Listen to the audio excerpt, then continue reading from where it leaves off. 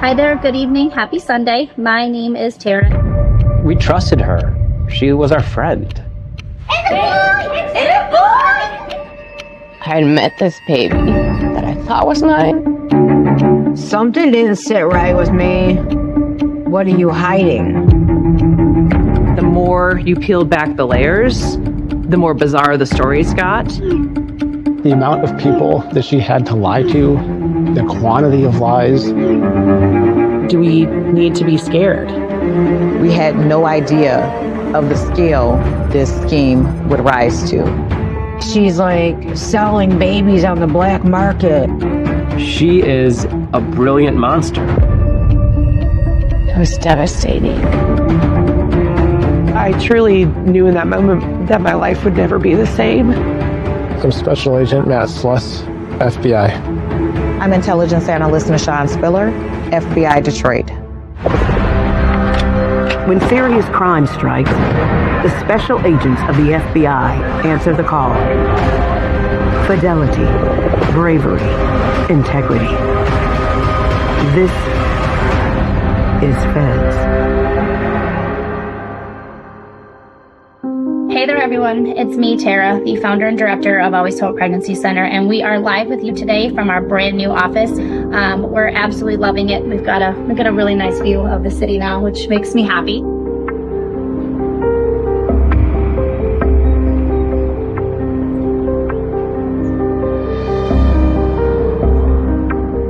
I met Kyle back in 2014 on a dating app.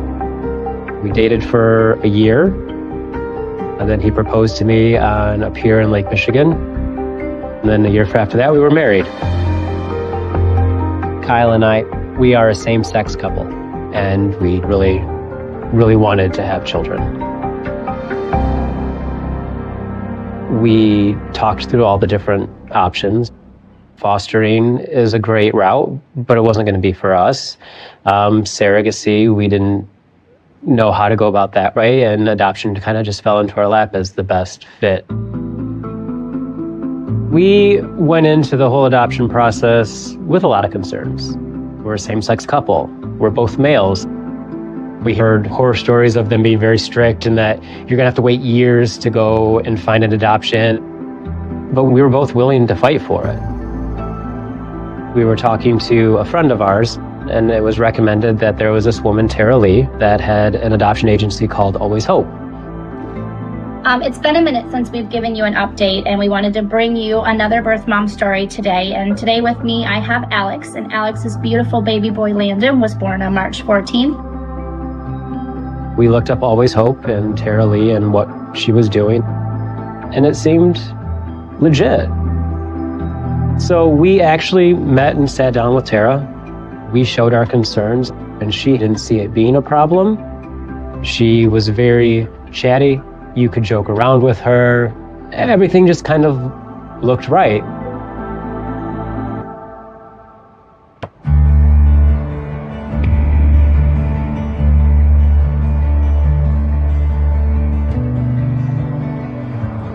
Curtis and I were high school sweethearts, and we always knew we wanted a big family. We had already had 4 children, but they were very high-risk pregnancies, and so we started looking into adoption. But Colorado is a very hard state to adopt from. We just weren't having luck. We came across Tara Lee through Facebook adoption groups, and they had all loved Tara. She was a mom of adopted kids, and I thought, well, if she can do it, and I've heard good things about her, then we can do it.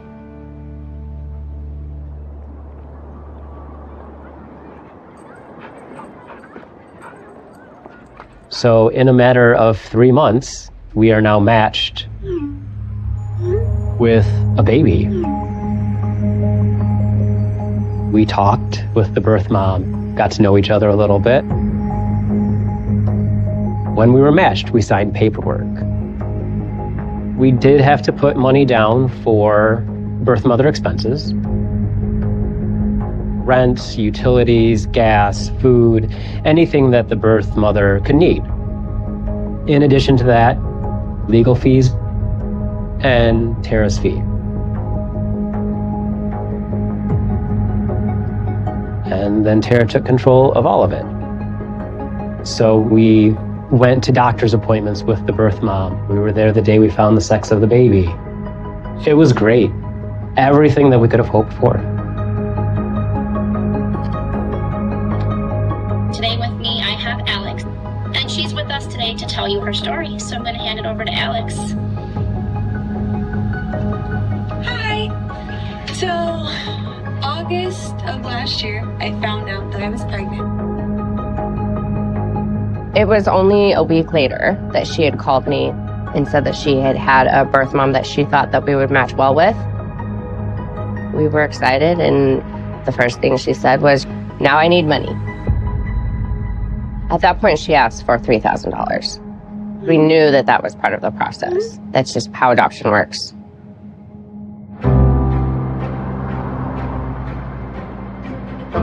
Should I go? Okay, this is the gender reveal. Should I go? Go. We had a gender reveal party with our kids. 3. Oh, wait, is it a girl? It's a girl? It's a girl? It's a girl? It's a boy! It's a boy! We were starting to get ready and excited.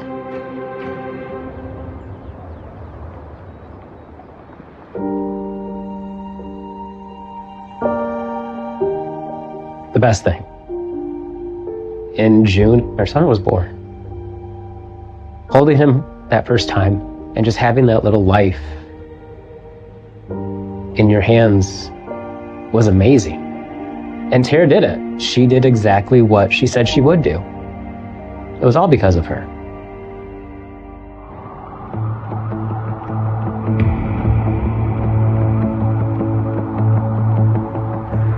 The baby actually came a month early, and so we got a phone call from Tara saying she's in labor, she's at the hospital, you need to get on a plane now. And we flew to Detroit. And she took us to the hospital, and we were walked to the NICU. The birth mom said, "Here's your son." Tara said, "Here's your son." We took photos and videos and sent them to the kids. Introduced him as if he were their little brother.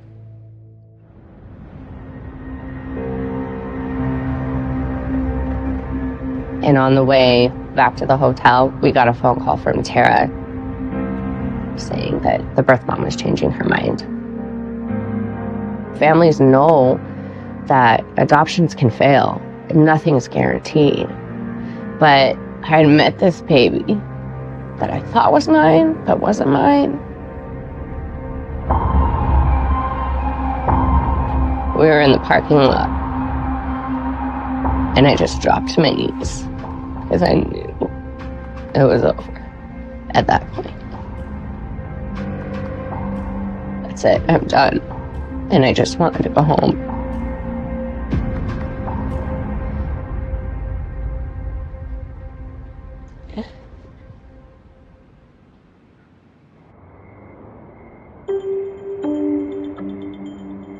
I had actually thought I had built a friendship with Tara. I still believed in her. I was matched with another birth mom. And Tara was asking for more money right away. And if you questioned her on that, she would say, "Well, if you don't pay this money, you may lose this match." The birth mother had asked me to come out for the delivery, and I was the first one to hold the baby. And Tara was in the birth mom's room talking to her. And it was the next morning that we tried to go back to the hospital to see the baby. And we learned that the birth mom had told the hospital, "Do not allow Courtney to my room." It was devastating. mad at myself for allowing it to happen again. And it was also the feeling of betrayal from Tara. Something's just not right. This is not how this works.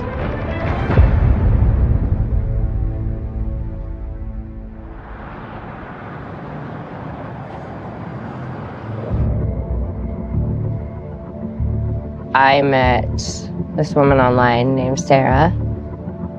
She actually had a failed adoption before with Tara.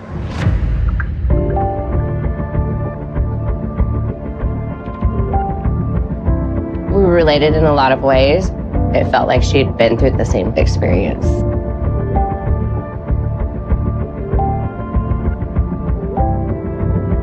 So we started a Facebook group, a private Facebook group, that started out with 3 families.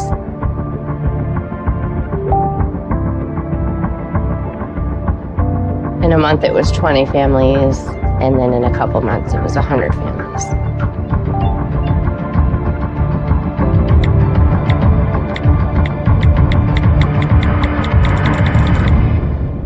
Far bigger than we ever imagined. It was really hard to believe at first. More than one of them had been matched with one woman. So this one woman and Tara were promising this one baby to 3 different families at the same time. Who thinks of that? Just disgusting.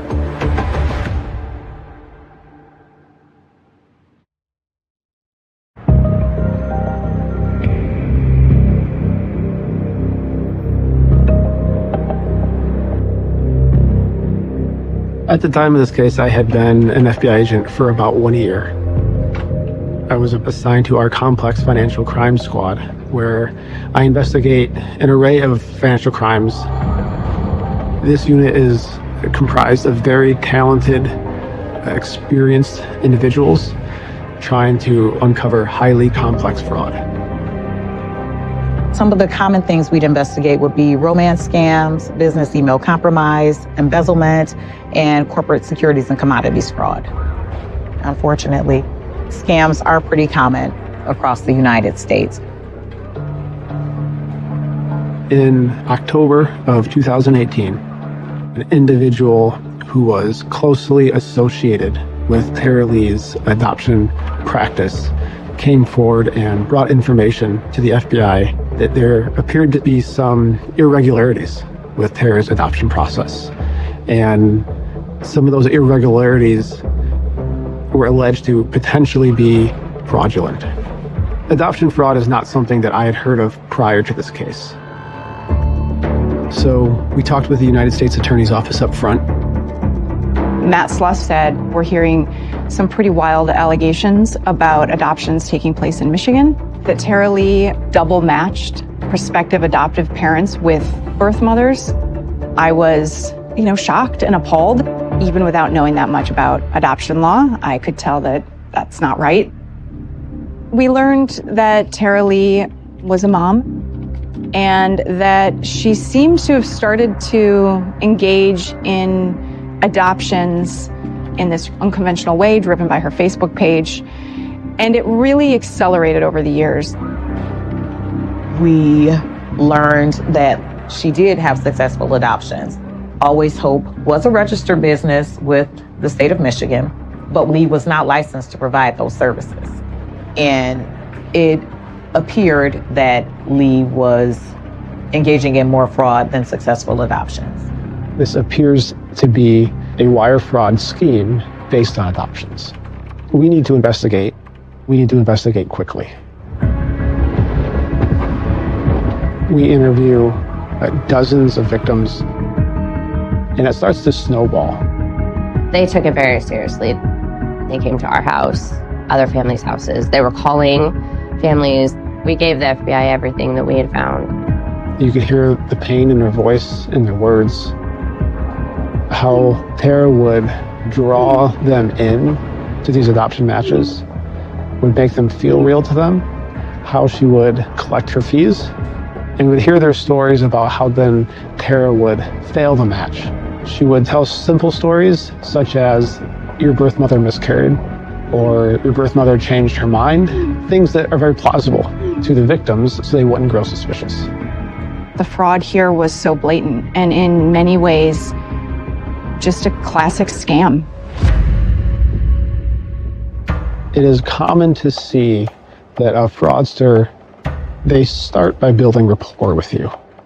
Lee was very good at being charismatic, being believable. Lee would make it seem like there's this close bond. We shared everything with Tara. We trusted her. She became one of our closest friends. So now you trust them, you believe them, and then they use that trust to exploit you. She said, hey guys, your son's birth mother is pregnant again, and are you guys interested in adopting another child? You'll be a great match. You'll be a great match, so pay today. Pay today. And so we wrote her a giant check. And we were head over heels. She was giving us updates multiple times a day. We talked all the time. We start to see that pattern, that kind of over-the-top communication, love bombing. In May of that year, the birth mom decided that she was going to keep the baby. We knew it was going to be a little girl. I never knew I wanted a daughter until it was in front of my face. And Tara saw that. Tara knew that.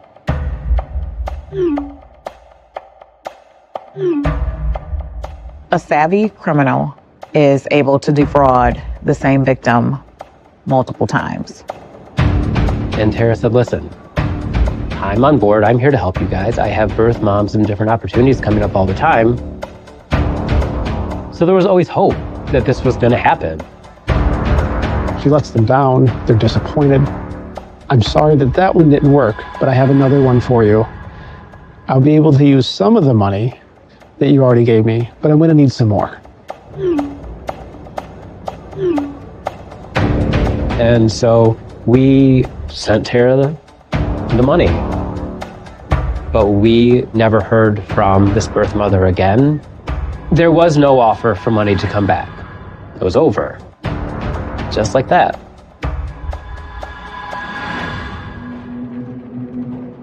We had a wealth of information coming in to us, and in a short amount of time, the list of victims grew. We had a map of the United States, and we were putting a star on each state where there was a victim associated with Lee. I thought, this is getting much bigger. We're so convinced that there's fraud going on. So we moved to how do we get the evidence we need to prove what's really going on here. We need to investigate actual adoptions in process.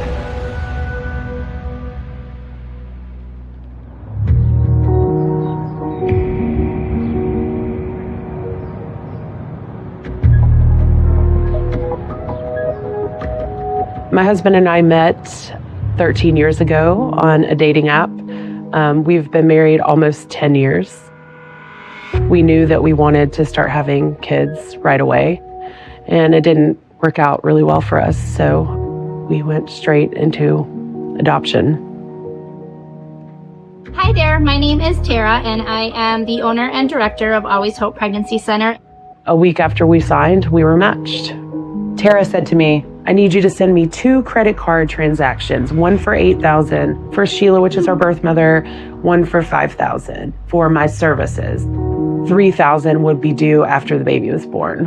And then in addition to that, we would have attorney's fees, close to $10,000. She told us she's due in 2 weeks.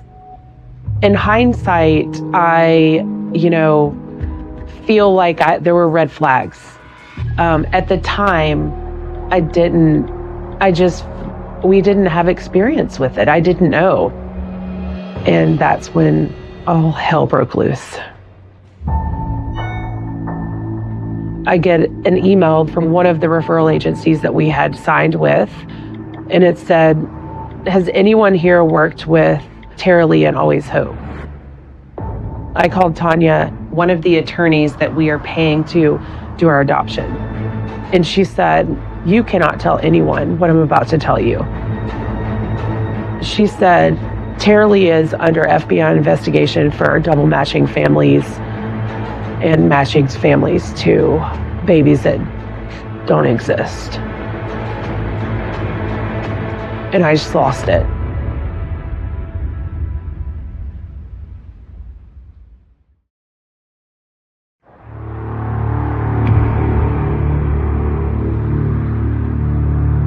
I could not keep myself together.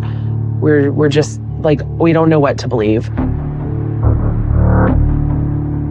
Mike called the FBI.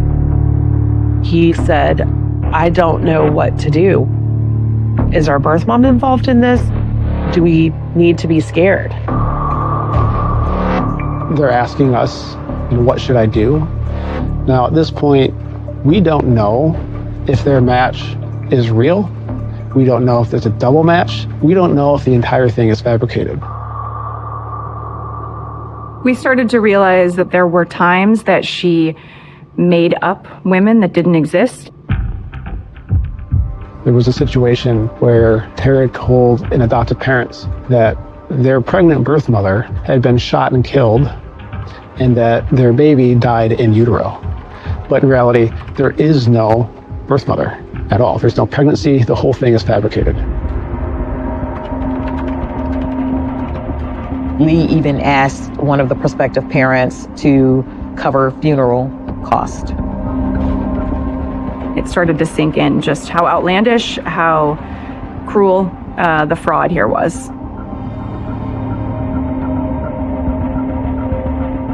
Mike called the attorney and asked her, "What do we do?" And she said, "Get in the car and drive up. But you cannot let Tara know anything that's going on. Otherwise, that'll interfere with the FBI investigation. You have to pretend everything is good."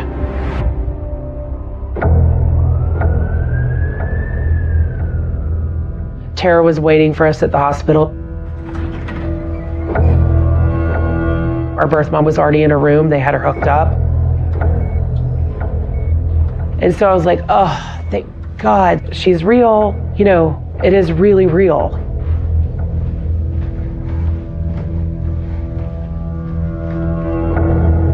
I've never known anybody who's done this before, putting their child up for adoption.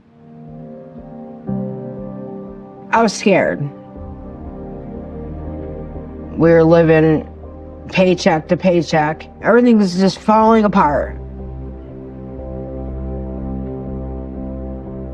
How I met Tara is I got her phone number from a therapist. Tara came to my house. She was nice, she was pretty, she seemed like she cared. Tara made a lot of promises to me. Your bills are gonna get taken care of, rent's gonna be paid, utilities, you know, groceries, anything I need, my pregnancy, you know. That's her way of, you know, luring you in.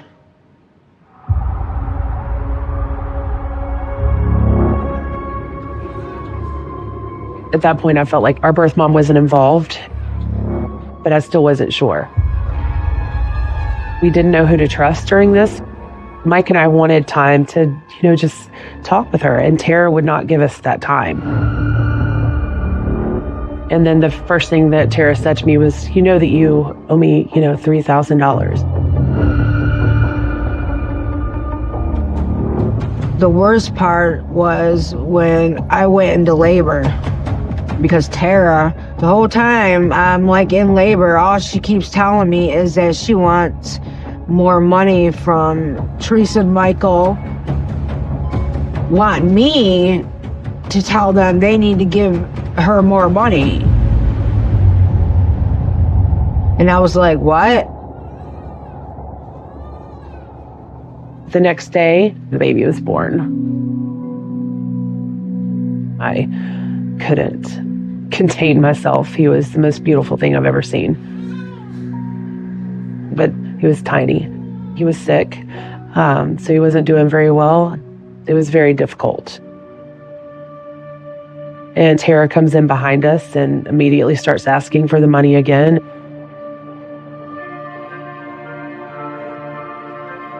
At one point, Mike and I were downstairs eating, and we were walking back up, and we just so happened to run into Sheila. And we took that opportunity to, just talk with her.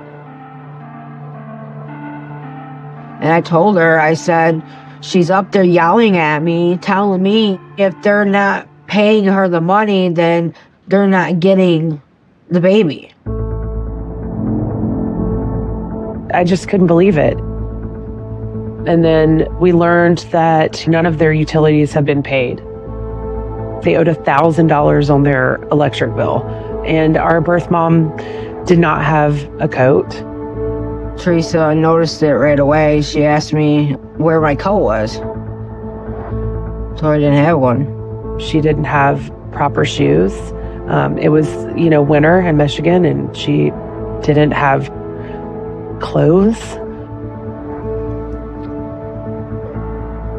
We were in complete shock. We had given her $8,000 for Sheila. And in that moment, we knew that Tara had not given her the money. She's a terrible person.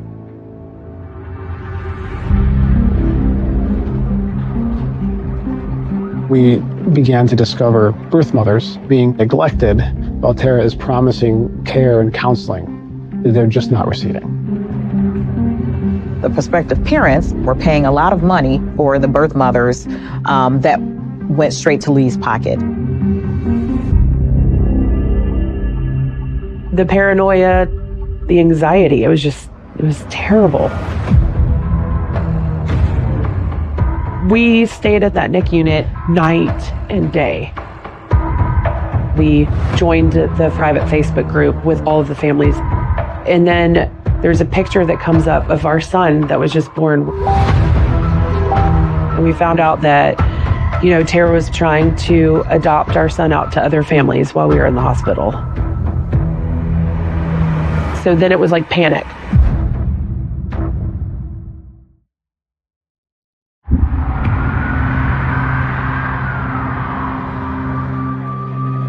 At this point in the investigation, we began to learn a lot more about Tara's relationship with the actual birth mothers. Tara was very manipulative. She was very coercive. That's Tara's house over there. It's been a long time since I have been back here. When I walked in the house the first time, I knew something was going on. First thing I noticed, there's like 6 girls pregnant at this table, and they were eating Hungry Howie's pizza and pop. Tara says to me, these are girls from out of state. So I was like, what the heck? And she had a big camper in the back, and a couple of them were staying in the camper. And I was just like, what the hell? It's winter time, and these girls are getting ready to have a baby, and she's got him in a camper. It's like selling babies on the black market. She went after girls that were desperate, that didn't have any other way out of the situation. Tara advertised herself at local jails.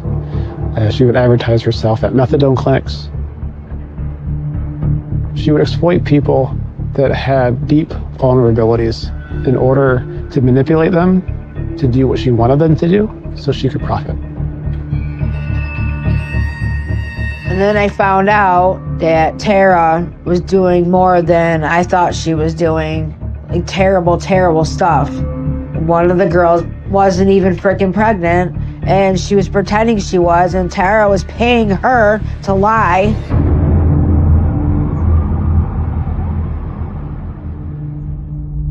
There was a lot of rumor surrounding Tara Lee that she was manipulating people to lie.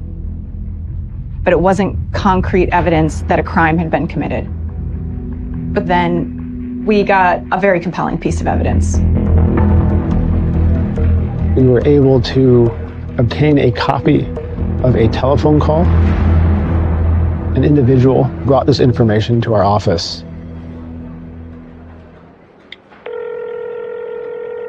You ready? Yeah. Hold on, I'm gonna murder it. This was a three-way telephone call hosted by Tara Lee, where Tara had a call with an adoptive parent, and Tara had another individual named Angelica Wiggins on the call, pretending to be somebody else, pretending to be a different birth mother named Chantel. Chantel, are you there? Yeah, I'm here. Say hi, Lacey. Hi, how are you doing? I'm good. How are you? Good. Had a little bit of morning sickness, but I'm doing good. Tara had actually asked a woman to pretend to be pregnant. We know that she's not pregnant. I thought, wow, Lee is actually doing this. That was a turning point. It was concrete evidence that a crime had been committed. We're ready to go to the next stage in the investigation. We can search her house.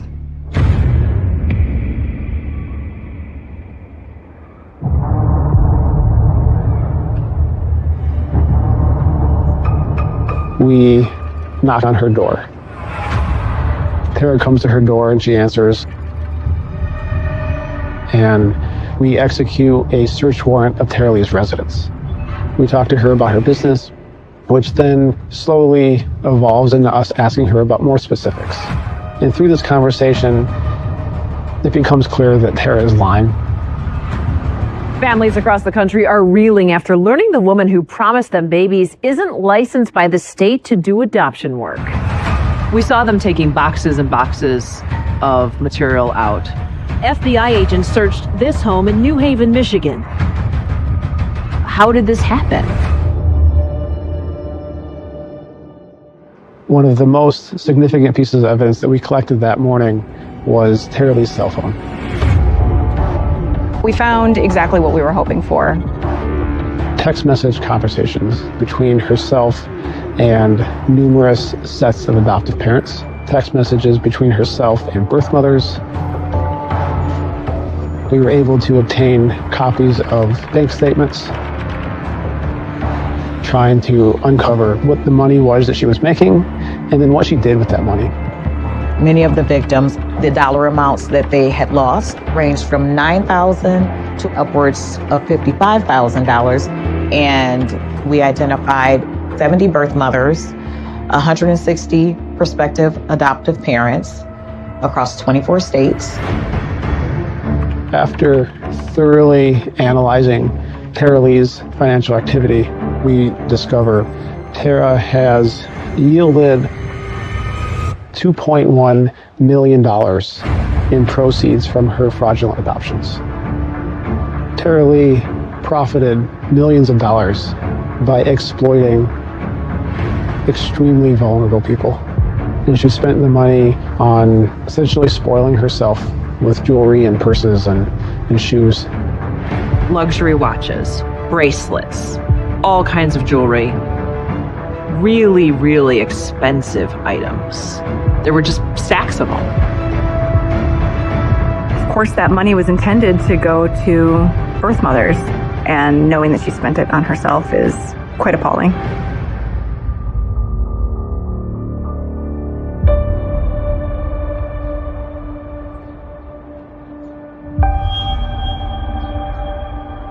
After the FBI raided her house, Kyle and I were both in shock.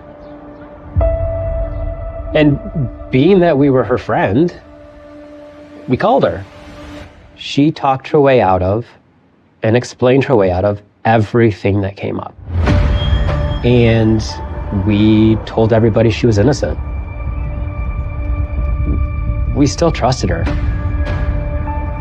So we stayed on board, and Tara said, listen, we can find you another baby.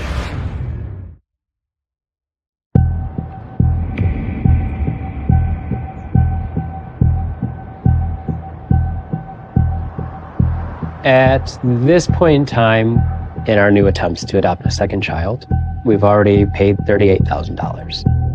But we just kind of went along because, you know, she was looking out for us.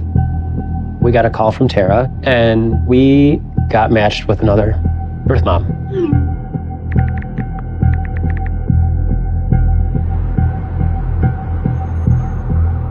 So we were 6 weeks in the hospital. It was absolute torture. We had a sick baby, and there was delay in the legal part of it. We'd been there for so long. I was terrified that he was going to be taken away. We wanted another child. We're going to grow our family. She stopped communicating with us. It was impossible to get her to answer any questions. So we thought Tara had no intention of us adopting our son. She was texting with us. There was communication back and forth. We had trusted her through this whole year. She was our friend.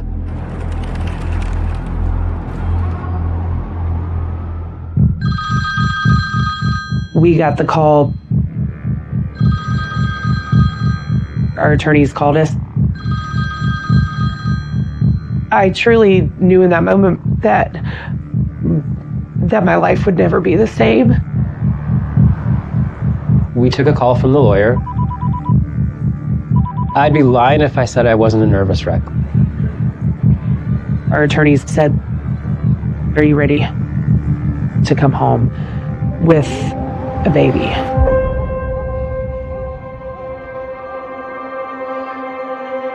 Tears, you know, emotions, crying. Sorry. I think he was only 6 pounds when he left the hospital. And so we got a little, you know, his little coming home outfit. We were so happy, and it was beautiful.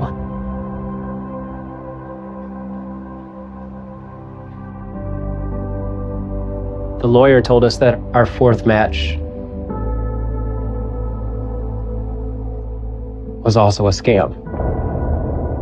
And it was over.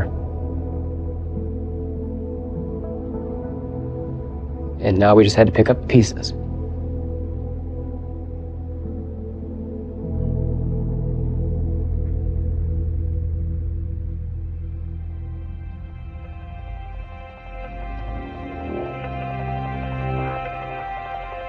She didn't really care about any of us.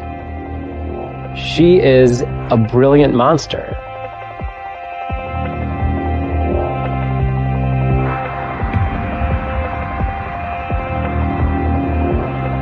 Tara Lee faced a federal judge today as she was charged with wire fraud. We arrested Tara Lee. We indicted her with 23 counts of wire fraud and 1 count of aggravated identity theft. This 31-page criminal complaint against her was just unsealed. The allegations in here are shocking. Lee pleaded guilty to charges of fabricated matches and misappropriation of adoption service fees. The judge was angry. He sentenced her to 10 years in prison. But he said to her, "I wish I could give you life."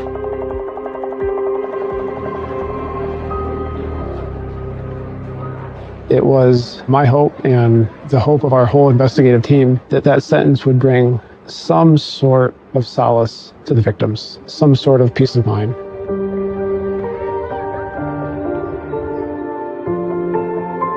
We did manage to adopt 2 more children after this. We completed our family that way.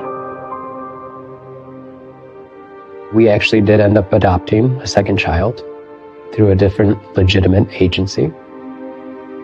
Baby girl.